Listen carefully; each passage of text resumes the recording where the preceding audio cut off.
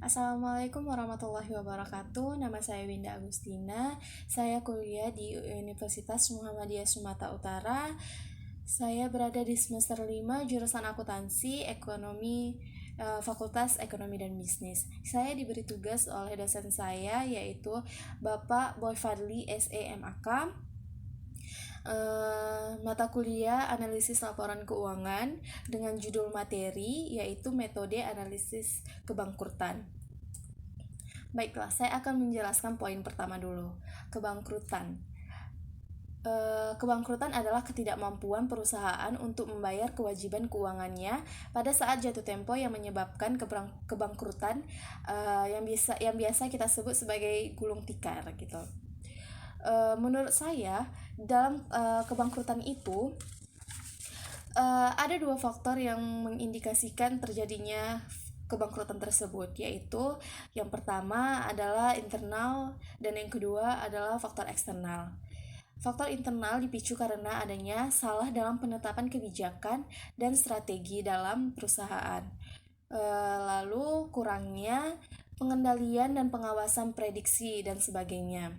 Dan faktor eksternalnya dipicu karena adanya persaingan industri, stabilitas ekonomi dan politik, kebijakan pemerintah, resesi dan krisis global, dan juga tingginya inflasi yang berdampak dengan apa ya dikatakan dengan minat belinya masyarakat, sehingga perusahaan tersebut tidak laku dan menjadi bangkrut gitu. Lalu, nah, sebelum kita bicara selanjutnya, setiap perusahaan itu diperlukannya analisis kebangkrutan. Karena apa? Agar mencegah terjadinya kebangkrutan itu gitu. Dan teori-teorinya itu ada banyak sekali yang akan saya bahas di selanjutnya. Ya, yang pertama saya akan membahas tentang teori Altman Z-score. Apa itu teori Altman Z-score?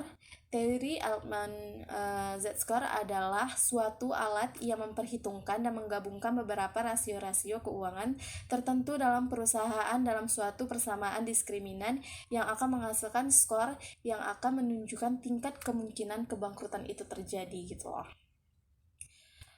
Nah, formula Z-score untuk perusahaan jenis manufaktur dan non-manufaktur dibedakan sebagai berikut.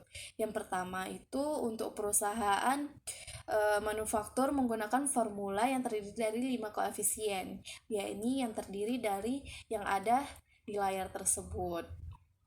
Nih, ini ini adalah koefisien formula pada metode Z-score.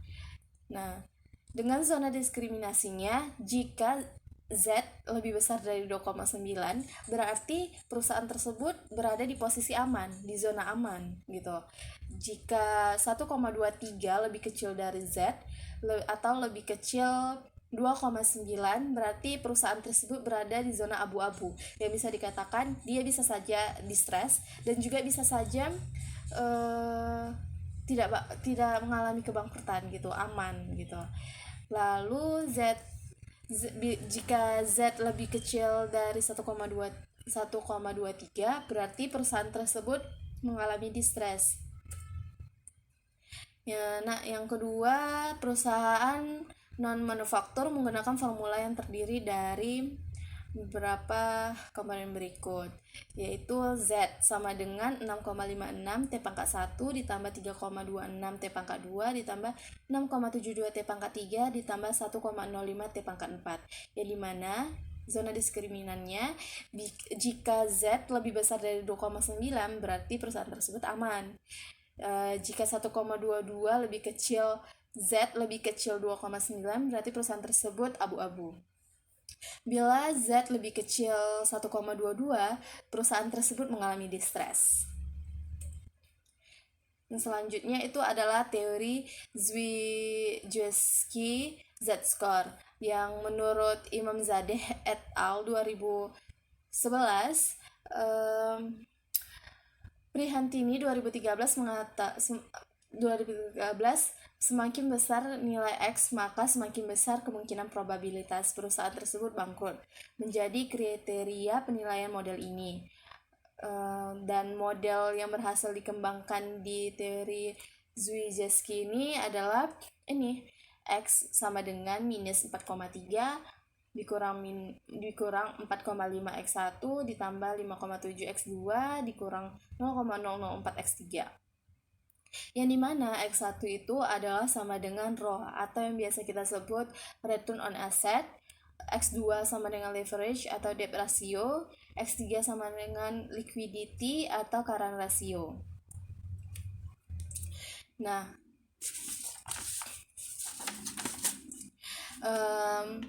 saya membaca suatu jurnal yang menganalisis tentang teori ini gitu. Dan simpulan dari jurnal tersebut adalah teori ini digunakan untuk memprediksi kondisi finansial distress dan memberikan hasil yang berbeda-beda dari setiap perusahaan. Dari hasil sampel perusahaan sekitar 225 perusahaan, hanya 2 perusahaan dalam keadaan kondisi finansial distress dan selebihnya itu tidak gitu. Lalu teori Springer. Rumus model Springer sama dengan S sama dengan 1,03A ditambah 3,07B ditambah 0,66C ditambah 0,4D, di mana A adalah working capital, B adalah net benefit before interest and tax, C sama dengan net profit before taxes, D sama dengan sales. Model ini mengklasifikasikan perusahaan dengan skor Z lebih besar 0,862 merupakan perusahaan yang tidak berpotensi bangkrut. Begitu juga sebaliknya. Jika perusahaan dengan skor Z lebih kecil dari 0,862, perusahaan tersebut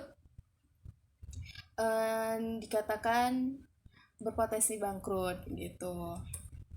Dan selanjutnya teori Olson. Modelnya adalah yang seperti di video ini. O sama dengan 1,32 dikurang 0,407 X1 dikurang 6,03 X2 dikurang 1,43 X3 ditambah 0,0757 X4 dikurang 2,37 X5 dikurang 1,83 X6 ditambah 0,285 X7 dikurang 1,72 X8 dikurang 0,52 X9.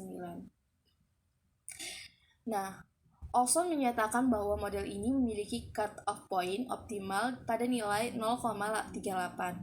Olson memiliki cut-off ini karena dengan nilai ini jumlah error dapat diminimalisasi. Maksudnya adalah jika perusahaan memiliki nilai O lebih besar dari 0,38, berarti perusahaan tersebut diprediksi distress gitu.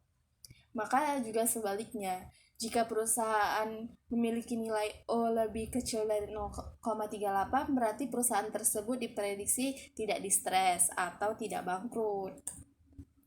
Nah, yang terakhir ini adalah teori Grover. Teori Grover modelnya G sama dengan 1,650 X1 ditambah 3,404 X2 dikurang 0,01 ROA ditambah 0,057, yang dimana X1 sama dengan working capital, X2 earnings before interest and taxes, ROA sama dengan net income.